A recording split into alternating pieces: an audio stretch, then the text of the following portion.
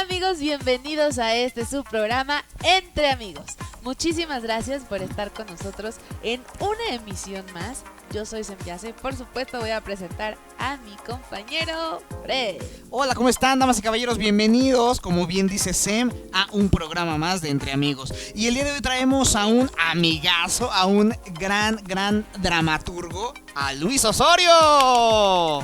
Hola, muchas gracias por la invitación. Estamos aquí para pasárnoslas bien y para platicar largo y tendido. Exactamente. Perfecto. Hoy vamos a tener un tema, pues algo interesante o muy interesante más bien, para todos aquellos que no saben lo que es un libro, que no saben qué es agarrar un libro. Lo que no saben leer. Exacto, porque híjole, yo creo que hoy en día hay bastantes. Muchísimos. ¿Sabes qué? La pandemia también vino a tronar un poquito, que desde los niños chiquitos ya no quieren aprender a leer, lo quieren todo dadito así a la boquita. Sí, lo potencializó, pero ya venía desde el uso de tanto el celular.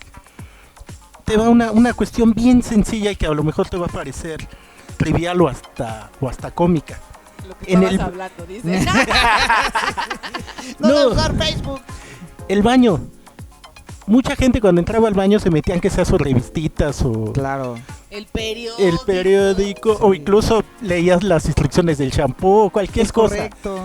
Y ahora con el teléfono, todo el mundo se mete con el teléfono, estás haciendo tus cosas y estás viendo el Facebook, el Instagram o lo que sea. Ahí se ha perdido. Jugando, ¿no? Que ahorita ya los juegos también hay tantos tan populares y tan iguales y similares. Y juegos que no te hacen pensar, que eso también es interesante, Bueno, ¿no? hay juegos que ganan dinero, manito.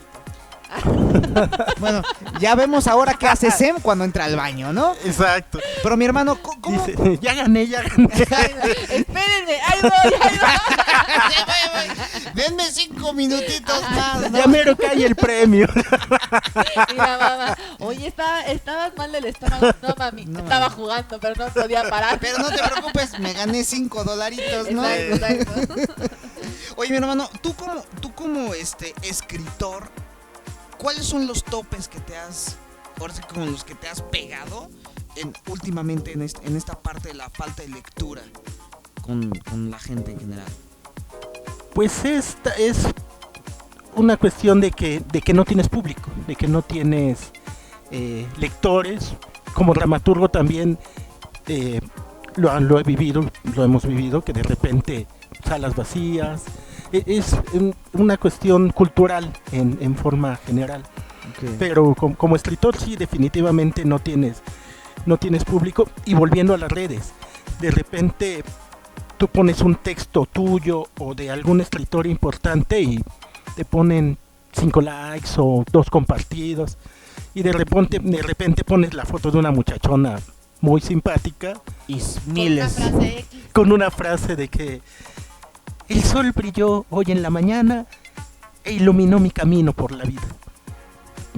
Bolas, 50,000 likes y la frase ni la entienden, pero porque la chava está la bien. muchacha. Pero es cuestión de la naturaleza humana y hay que adaptarse a esa situación. Justamente en ese sentido, ¿cómo te has ido adaptando a esta situación?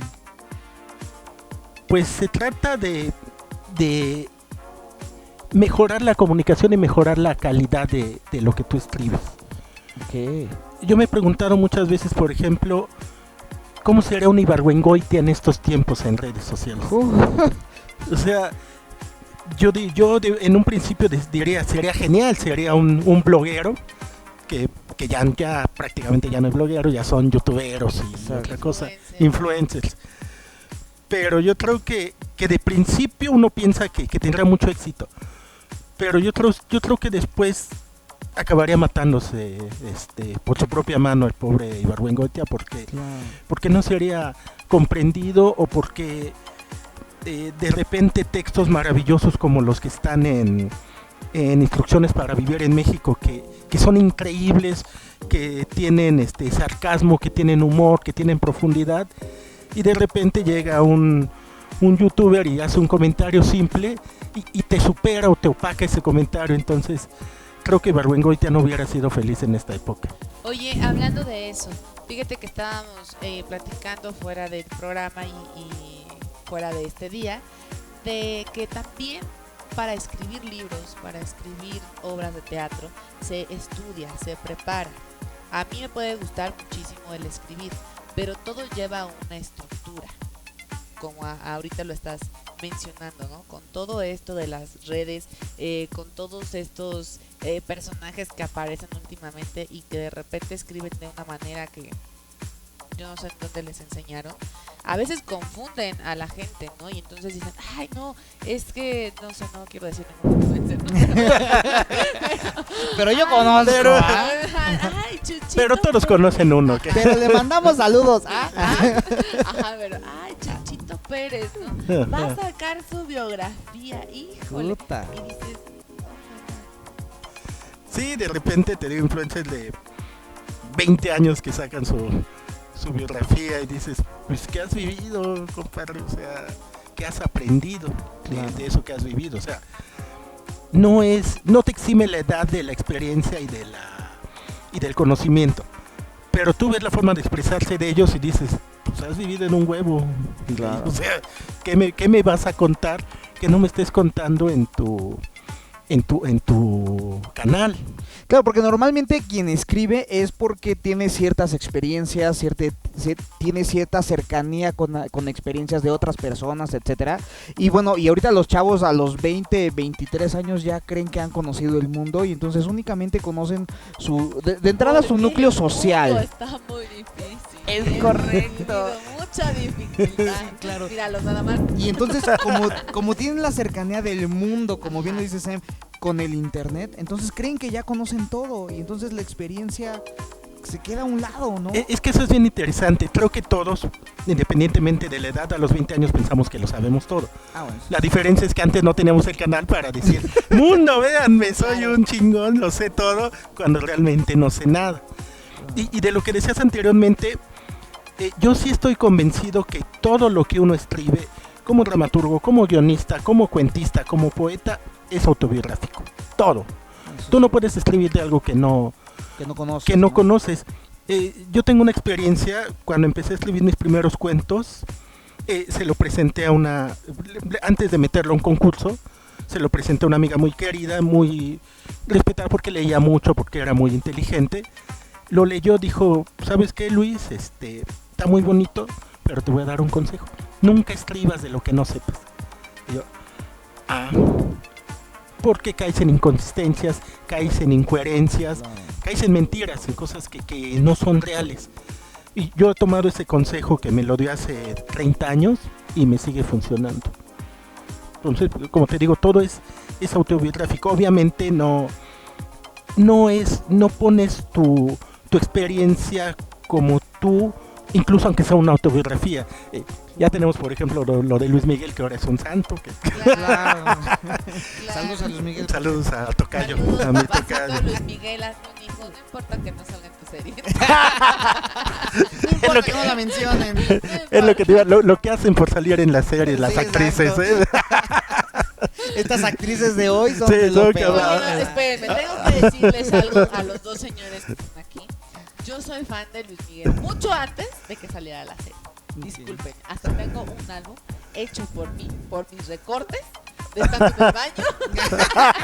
Viendo el Cuando Televisa, aprovechabas el tiempo. cuando aprovechaba Por lo el menos tiempo. era creativa, ¿no? Aquí hay un reportaje. Mamá, pásame las tijeras. Y entonces recortaba a Luis. Oye, yo dije para cortar lo que estoy haciendo para salir a recordar. Oye, agarraron las... Cerdo. Oye, no, qué asco. Pues no sé, tu mamá te consiente mucho. yo Sí, que tengo que ver. Mira.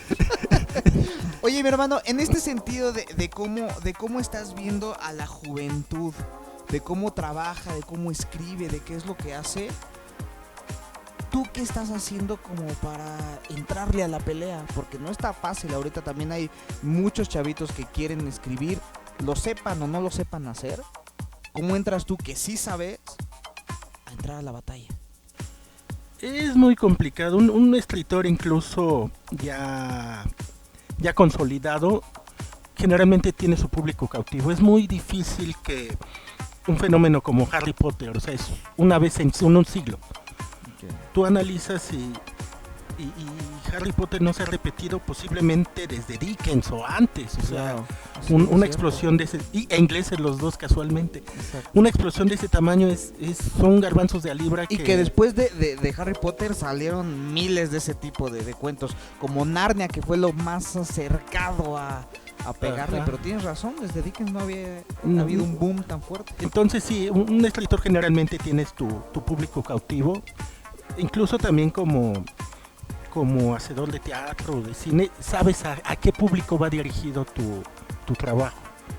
También cuando escribes un libro, sí puedes decirle, como dicen las clasificaciones del cine, para toda la familia, pero no es real, o sea, tú vas dirigido a cierto segmento del público, de cierta edad a cierta edad, y sí es autoelitista.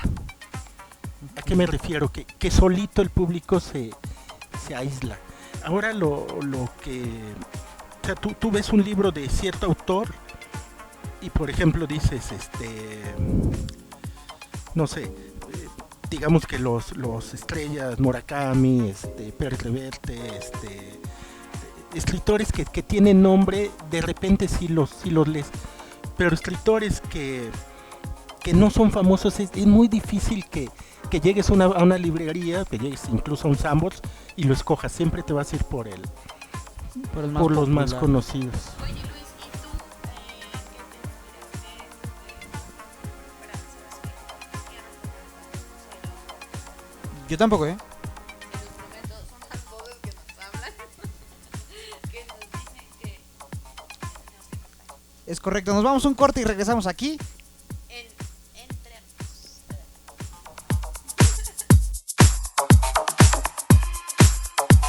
Damas y caballeros, pues ya regresamos aquí entre amigos y justamente nos quedamos con una preguntita a nuestro invitado Luis Osorio, que estaba diciendo Zen.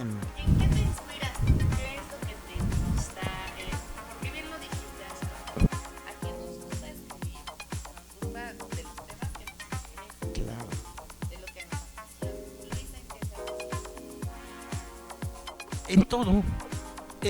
Algunas prácticas que me han invitado a dar en escuelas para estudiantes de teatro o estudiantes de literatura, yo siempre les digo que tú te puedes inspirar en cualquier cosa, pero dependiendo de lo que tú quieras decir.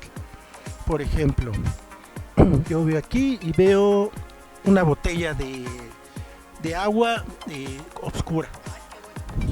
Ay, ok, qué bueno. Pero de todos modos nos hubiéramos, una gran inspiración sería nuestro patrocinador, la cerveza Ruleta, que es una gran inspiración, ¿eh? Recuerden que es artesanal, 100% mexicana. Entonces tú tomas en base la cerveza. Tú puedes decir, un día iba caminando yo por la Alameda, hacía un calor intenso y decidí tomarme una cerveza Ruleta. Entré al local, la destapé, le di un trago y detrás de mí entró una muchacha de ojos claros y pelo ondulado. Volteé a verla, ella me volteó a ver y parecía como que nos conocíamos de toda la vida. Ella se dio la vuelta, yo la seguí y bla bla bla bla bla bla. Cualquier cosa te puede llevar a construir una Pero historia. como bien lo explicabas hace un momento, todo tiene que ver con base en la experiencia que tú ya traes, que tú tuviste, que viviste. Entonces así es nada más la inspiración, el brote de idea al recuerdo, a la anécdota, a la historia. ¿Tú has escrito historias de las que te han contado? Sí, de hecho, alguna vez, de los trabajos que más esfuerzo, que más investigación he tenido que hacer, alguna vez me pidieron una obra para la comunidad gay, que es un mundo que yo respeto, pero que desconozco absolutamente. Entonces, tuve que hacer una investigación, tuve que preguntarle a amigos, y entonces, ahora sí que en base a mis experiencias humanas, tuve que meterme al personaje y decir cómo actuaría este personaje en tal situación. Era un personaje que era un doctor muy reconocido, yo soy profesionista y más o menos empatamos, que nunca había salido del closet y se encuentra, de repente llega a su casa y se encuentra con su alter ego, que es él en trans. En versión. En trans. Entonces Wow. es la plática que tienen ellos, como su alter ego ya femenino le reclama que nunca la dejó salir del closet, que nunca la dejó vivir. Y entonces esa es la plática, pero sí me costó mucho trabajo. Y como tú dices, no solo es la experiencia, hay que hacer investigación de campo, no solo es soltarte, bla, bla, bla, bla, bla, bla. Yo una vez escribí, yo escribo mucho sobre la muerte, sobre el suicidio, sobre la vida, que es la contraposición. Alguna vez escribí una obra de una mujer con Alzheimer. Tuve que investigar lo del Alzheimer. Exacto, porque puedes decir, se les olvidan las cosas, y pongo a mi personaje y, se me olvidó hacer la comida. No, tienes que ver los síntomas, tienes que ver... Y la evolución, porque es una enfermedad degenerativa, ¿no? Exacto.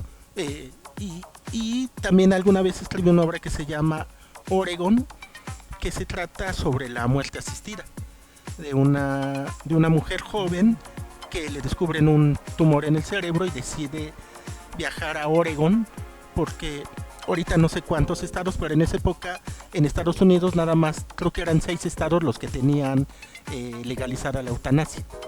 Entonces ella decide viajar de su lugar donde ella vive a Oregon, que era uno de los estados donde estaba permitida la eutanasia. Entonces tuve que hacer toda esa investigación de campo, tuve que hacer la investigación de campo y documental. Tuve que hacer la investigación de los síntomas de un tumor en el cerebro, de cuánto dura, para que el personaje sea verosímil.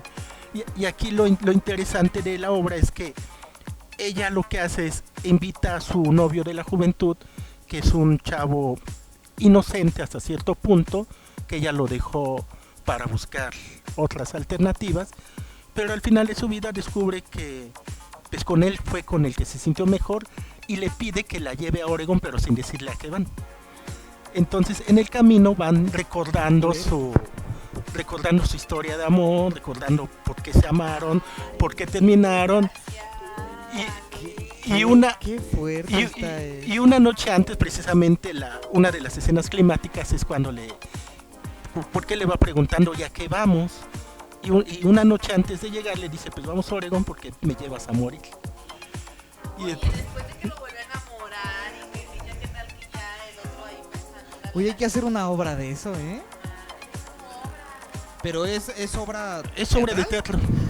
No manches. De hecho, ahorita estoy trabajando el guión de cine también. Es de esas obras que... yo creí que era libros. ¿Sí? No, que afortunadamente conmueven al público. Me ha pasado con 4 obras que el público se conmueve. Una vez un compañero que cuando hizo esa obra apenas acababa de salir de la escuela, hoy ya es un actor y un escritor consolidado, que de hecho acaba de ganar un premio importante. Estaba montando una obra mía que se llama Desde lo Imposible, que es el relato de una pareja que él es un aventurero, viaja en globo y en un viaje se muere. Más bien no se muere, desaparece. Y la pareja pues lo busca y relata todo lo que sufre una persona que pierde a un ser querido, pero que no tiene la conciencia o la certeza de que está muerto. Entonces mucho me inspiré en esa época porque estaba lo de Ayotzinapa, que sigue vigente, en los desaparecidos. Pero esta mujer cada noche, o sea, hace su vida, se casa, tiene hijos, pero tiene una vida gris. Y cada noche ella se conecta con su amor y lo va a visitar a donde él vive, que es el lugar donde se dieron su primer beso. Y esa obra es muy conmovedora al final cuando se encuentran y él le dice quédate. Le dije no puedo porque tengo que seguir con mi vida. Y una vez estábamos en temporada y una vez a la 1 de la mañana me habla este compañero y me dice Luis, me pasó algo muy raro, ¿qué hago? Yo, pues, ¿qué te pasó? Sí, claro. Es- sí, sí, y le digo, ¿qué te pasó? Cuéntame, vamos a resolverlo.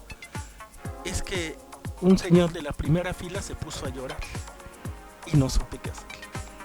Y le dije, pues alégrate porque estás tocaste el conectando, corazón, por porque lo estás supuesto. conectando. Tengo yo otra obra que se llama El amo de la casa, que es un hombre, de lo que platicamos hace rato, un baby boomer, Okay. educado en el machismo. No te estoy Hablaba- señalando, es hablaban porque de estábamos otro platicando. baby boomer. Yo quiero ser el actor de quieres? esa obra.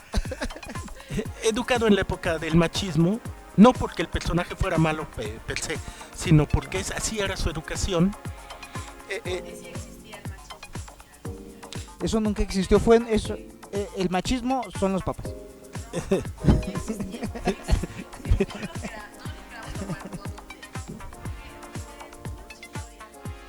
¿Por qué escucho a una mujer hablar? No entiendo. Oye, mi hermano, ¿qué te parece si nos aguantas tantitito, nos vamos un corte y regresamos con esta onda del machismo que dices, que sí existe? Regresamos aquí.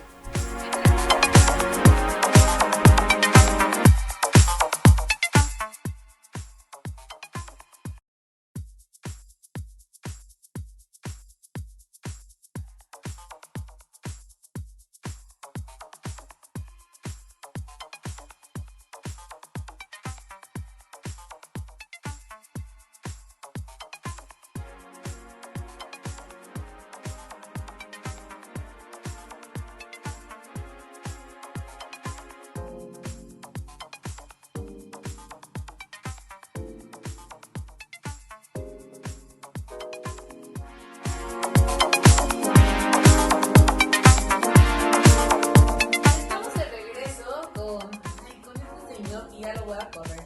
No importa que él sea el jefe, no me interesa, ya lo voy a correr. Pero le estaba yo comentando a Luis. A mí nos estaba comentando acerca del machismo. Yo le estaba diciendo que sí existe, sí existió y existirá. Esperemos con menor, ya hablando en serio, en menor medida, pero pues desgraciadamente. Es algo que hay. Y que tenemos que seguir viviendo por ahora. Y es histórico, o sea, tú no puedes juzgar, por ejemplo, hace rato venía yo yendo en el coche a Tintán, tiene una canción que se llama Poner y Cacarear, que si la oye es brutalmente machista, o sea, Sí, por el supuesto. texto dice, y las mujeres se crearon para comer, para poner y cacarear. Entonces, pero tú no puedes juzgar ni al actor ni al personaje, porque culturalmente fue hace 60, 70 años. O sea, juzgarlo es casi tanto como ser un negacionista. Entonces, a lo que yo me refería de este personaje, de la obra que escribí, es que era machista porque no ayudaba en las labores de la casa, él se limitaba a ser un proveedor.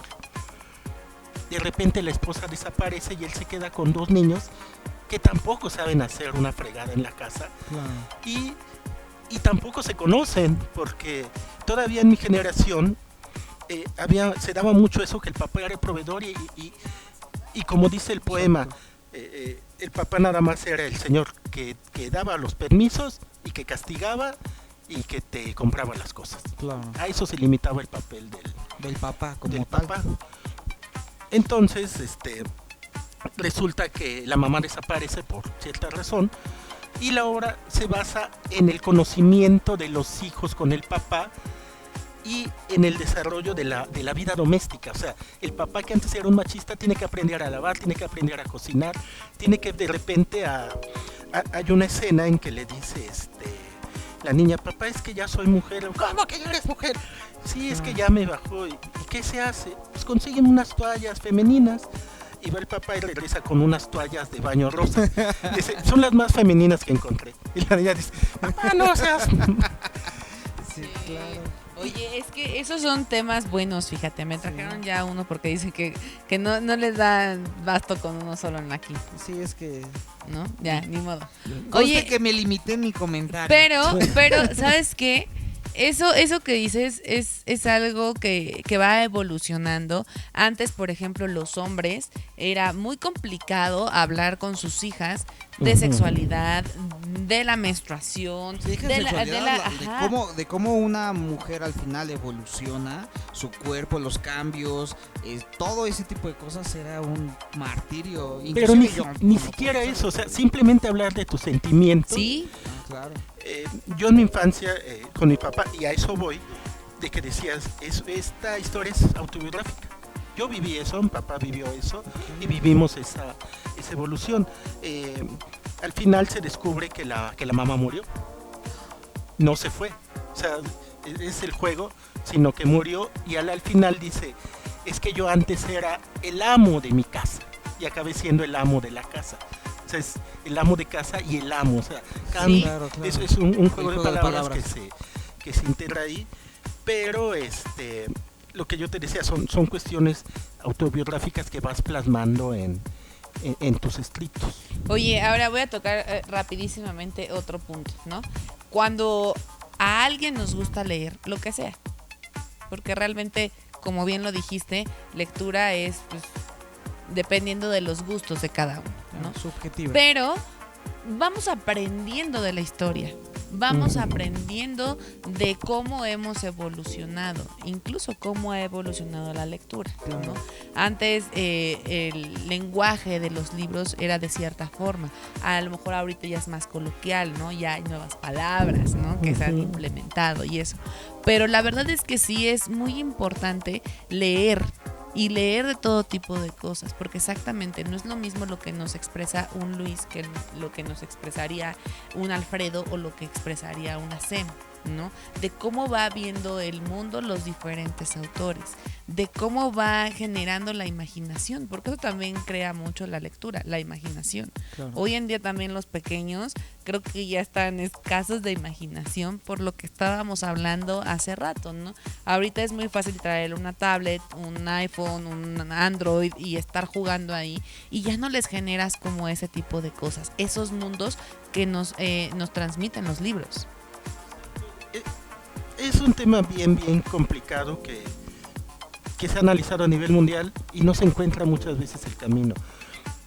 Yo te voy a decir, en mi caso personal, mi papá nos compró unos libros españoles de la editorial Aguilar, maravillosos, libros infantiles preciosos, yo todavía los conservo, y eso fue lo que a mí me despertó el gusto por la lectura. De ahí salté a Julio Verne, después de Julio Verne salté ya a libros de aventuras. Te voy a contar una anécdota rapidísima que fue un regalo que la vida a mí me dio. Yo una vez en la secundaria hice una travesura y me castigaron encerrándome en la biblioteca una semana, porque en la casa no había nadie, porque mamá había fallecido, mi papá trabajaba. Entonces dijeron, pues este niño no lo podemos mandar a su casa, entonces lo suspendemos, pero que se quede en la biblioteca una semana. Ha sido de las semanas más maravillosas Deliciosas de mi que vida. puede pasar. Conocí a Salgari, conocí a Dumas, conocí a Julio Verne, y esa semana realmente cambió mi vida. Pero también hay que tener cuidado porque no solo son los autores, son los libros. Yo conocí a García Márquez con El otoño del patriarca y lo odié. Sí, Lo claro, detesté. Es O sea, una obra demasiado pesada. dije, ¿qué es esto? Posteriormente leí El amor en los tiempos del cólera y después hasta me reservé para leer 100 años de soledad y dije, este es Sí, García qué Márquez. diferencia, ¿no? Digo, hay autores con los que nunca conectas, en mi caso no sé, Octavio Paz lo detesto, no me gusta, ni su poesía, ni su ensayo, nada de lo que él escribe me gusta a mí. Pero también se vale que tú tengas tus autores Claro. favoritos, Sí, sí, ¿no? Por ejemplo, en mi caso, mi autor favorito de toda la vida es Germán Gess, mi libro favorito es El lobo estepario. Tengo todos los libros, todas las novelas y cuentos que se han publicado de Germán Gess en México, con distintas editoriales, con distintas presentaciones, y los voy renovando porque a mí me gusta mucho regalar libros. Yo a la gente que estimo les regalo un libro, generalmente un libro que a mí me gusta. Entonces, ¿Y no me quieres querer a mí ahorita? ya nos conoceremos. Nadie te A mí nadie me quiere. Ya nos daremos tiempo. Ok. Entonces, te digo, yo por ejemplo, de Lobo Estepario, fácil he tenido 20 ediciones diferentes. Ok. Y las voy regalando porque conozco a alguien, platicamos. Siempre sale el tema de Lobo Estepario porque para mí es la novela cumbre es mi Biblia personal. Y si veo que alguien está interesado, te lo regalo. Entonces, los autores también tienen diferentes etapas. No es lo mismo el Hetman Hesse de Peter Kamenzind, que fue su primera novela, al Hetman Hesse de Juego de Valores, que es una novela con una sabiduría brutal. Lo mismo, no es lo mismo el Saint-Exupéry del Principito al Saint-Exupéry de Vuelo de Noche, que las dos son novelas gloriosas, pero con enfoques completamente diferentes, siendo los protagonistas 12 aviadores. Pues es la magia de la literatura, lo que tú decías de la imaginación. Es muy difícil inculcar a un niño o saber cómo hacer que le guste la lectura. Creo que muchas veces eso ya se trae. Es bien complicado, bien complicado. Sí, puede ser. Pues Puede no ser, sé. digo, en mi casa sí leen. Entonces, sí, mis papás, exactamente como dices, desde pequeña, digo, empezaron con los libros esos gigantes que nada más traía 3 palabritas y los muñequitos, ¿no? Y entonces ya después de ahí empezaron, pero exactamente, pero no, por favor, de verdad, incúlqueles a sus hijos el leer. Incluso lo que en nuestros tiempos eran las historietas, que ahora son cómics, ahora Exacto. ya van cambiando de nombre.